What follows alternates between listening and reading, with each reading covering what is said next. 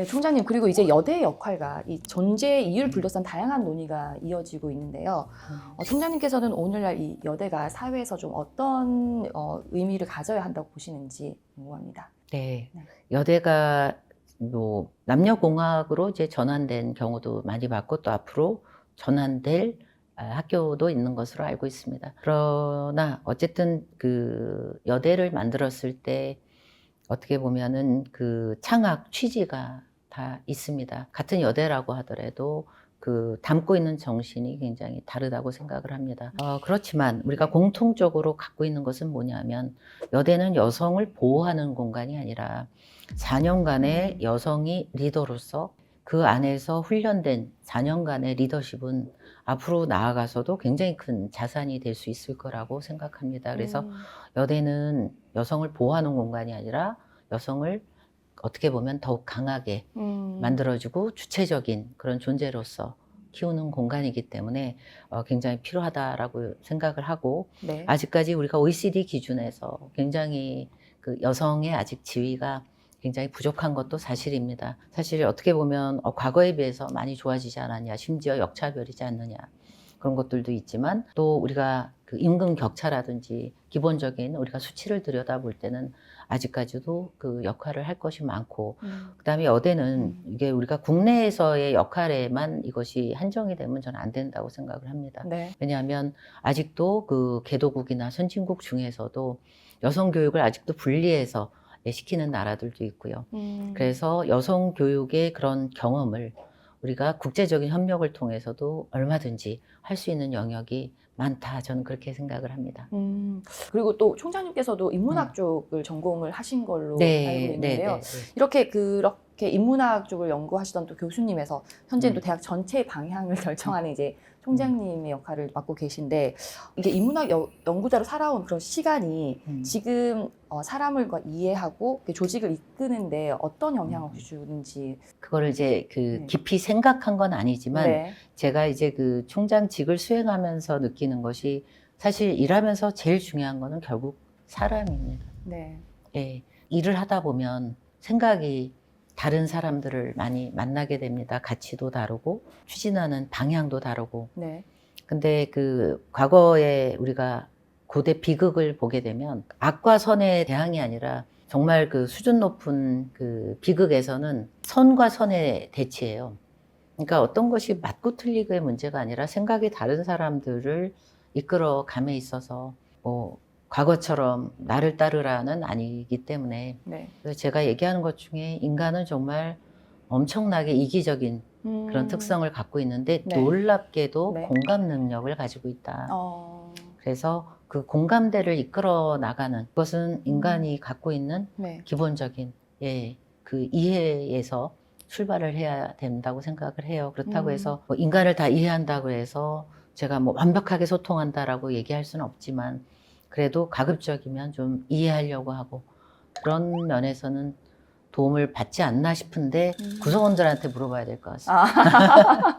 근데 아까 좀 갑자기 이렇게 궁금해진 점이 네. 그렇게 그 총장님의 어떤 그 화법이 굉장히 인상 깊어요. 되게 약간 뭔가 우아하시고 되게 품격이 느껴지는 이런 그렇습니까? 말투에서 되게 다행입니다. 배우고 싶다 이런 생각이 들더라고요. 네. 혹시 총장님 MBTI가 어떻게 되시는지 여쭤봐도 되나요? MBTI가 ESTJ입니다. 아, ESTJ. 네네네. 아. 네.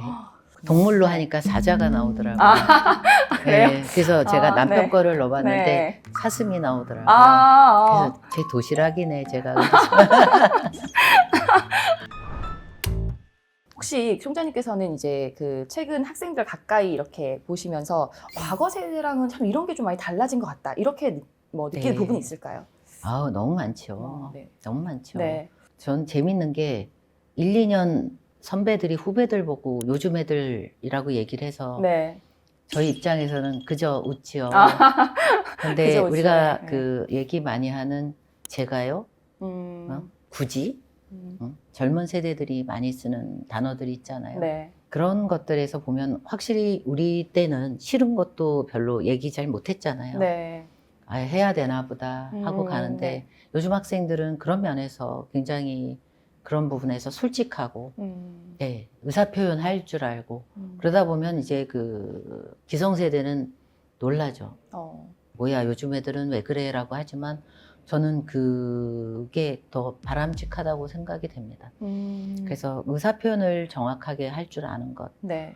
예, 그리고 자기한테 도움이 되는지 안 되는지도 굉장히 많이 판단을 하는 것 같습니다. 그래서 그 우리 잘할 때 하고 요즘 학생들하고 비교해 볼 때 뭐 많이 편안해지고 편리한 것도 많지만 어떻게 보면 좀 짠한 느낌이 드는 게 앞으로 미래 세대가 우리 때처럼 그렇게 많은 기회와 네. 경험이 주어지지 않고 그렇기 때문에 그런 부분에서 학생들이 많이 다르지만 또 이해되고 공감되는 부분이 많은 것도 네. 사실입니다. 그래서 이제 부모들이 물론 이제 사춘기를 거치면서 힘들다 그러지만 그럼 사춘기 넘으면 또 대화가 잘 될까?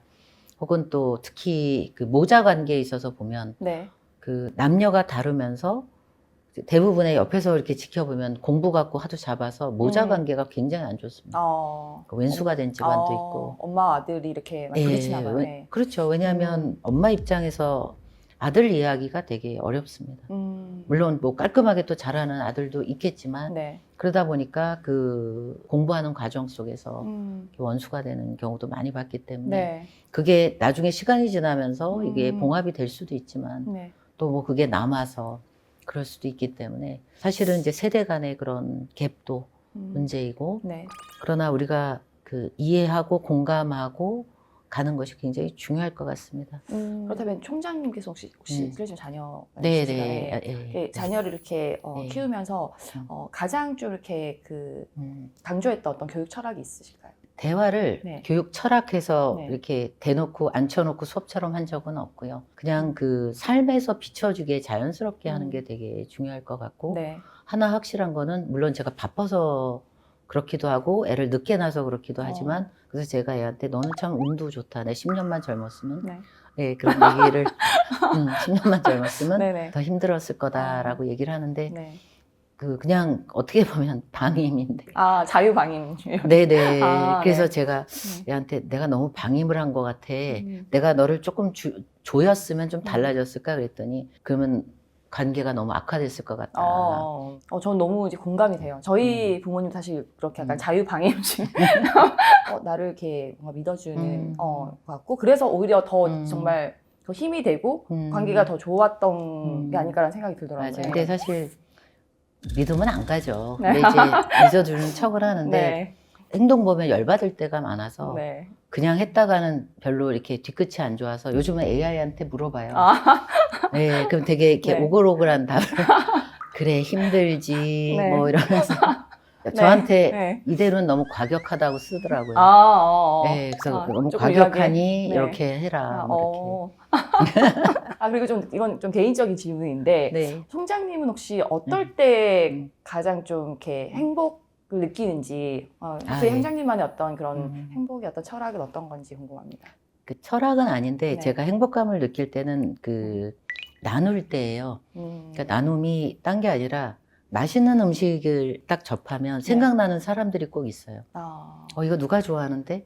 그러니까 저는 맛있는 음식도 혼자 먹으면 맛이 없어요.